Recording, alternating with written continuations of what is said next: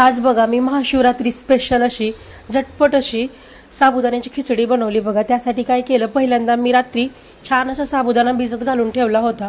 मस्त साबुदाणा छान असा भिजला की त्यामध्ये बघा 2 हिरवी मिरची कट करून घेतली आणि 1 मोठ्या आकाराचा बटाटा छान कट करून घेतला। कढईमध्ये तेल टाकलं, कट केलेला बटाटा आणि हिरवी मिरची घातली, छान असं बटाटा हिरवी मिरची वाफवून घेतलं।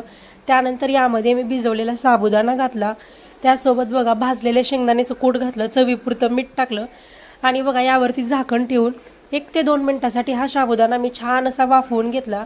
मस्त 2 मिनिटासाठी हा साबुदाणा छान असा वाफवून घेतला की मस्त असा मोकळा सुटसुटीत अशी साबुदाण्याची खिचडी तयार झालेली आहे।